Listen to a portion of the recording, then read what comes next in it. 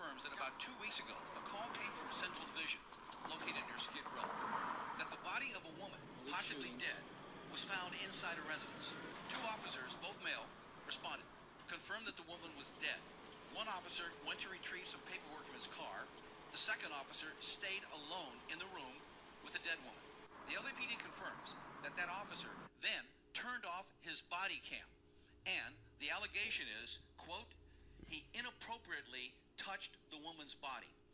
According to sources, we have been told that the video shows that the officer apparently fondled the dead woman's breast.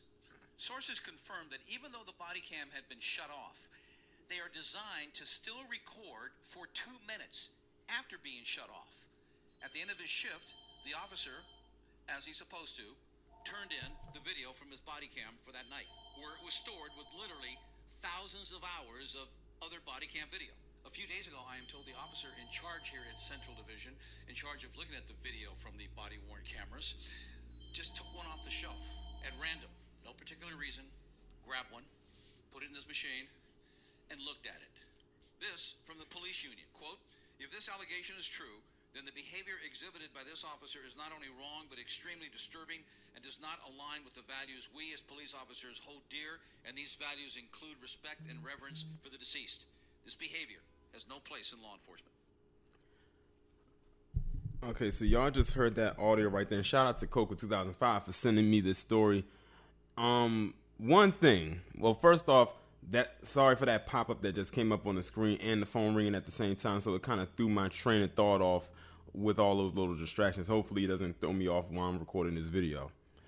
But I hate when they release those statements basically saying what this person does not align with the values of the department and this, that, and the third. I wonder how many times the LAPD in the course of history has had to go on and say that. Because I've always said the LAPD is part of that space, that bubble that is some of the most corrupt police departments in the establishment, along with the NYPD, the Chicago PD, the Baltimore PD, and a few of those Texas departments, as well as so many of them, that it gets annoying, it gets boring after a while having to hear that. I know they have to say it because of media purposes, but why keep saying it? We know you have a history of doing inappropriate things.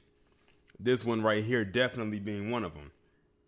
You have to be one sick in the head ass individual to fondle a deceased person. There is a thing called necrophilia, in which basically means you have sex with a deceased body or on or around the deceased. They don't even have to let me know what this person identifies as. I'm just going to leave it at that.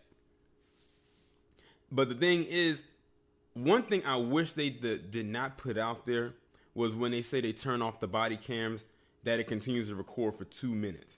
I wish they did not say that, because now that's going to send a dog whistle out to all the other corrupt cops that engage not just in this, but just all kinds of things that require disciplinary action, to not engage in activity until 2 minutes later. So, and they also said that when they pulled up his body cam footage, they found thousands of hours of inappropriate stuff. So they had just one of the most corrupt people in their department. Now, they have not mentioned this person's name, so that's why we don't have a face. Although they should put him out there, because, isn't no shame like public shame.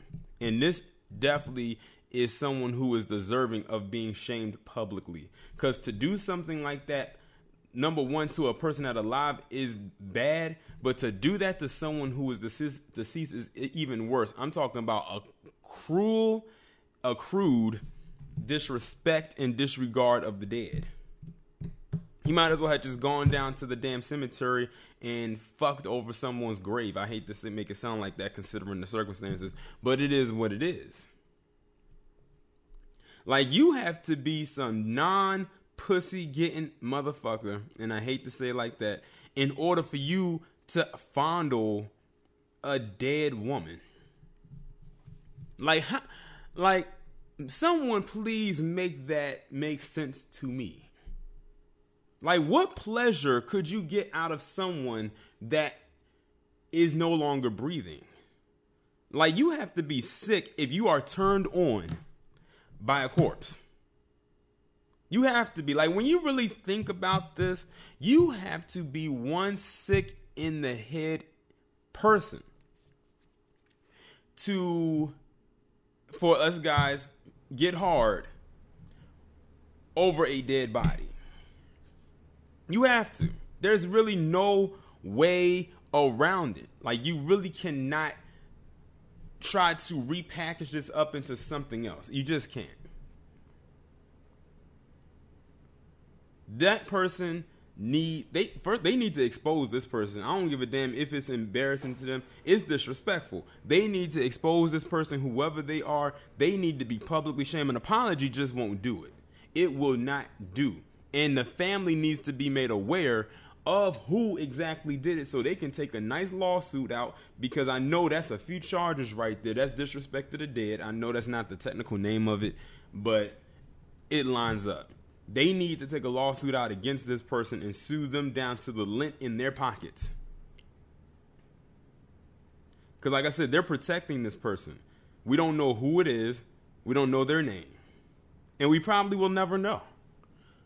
All they have is the evidence from that body cam that they thought they turned off. This is another reason why they hate those body cams, because if you remember, there have been incidents where police have done some shady things. They thought they turned off the body cam, but it didn't turn off, or it turned off, but the audio was still on, so you could hear what they were saying.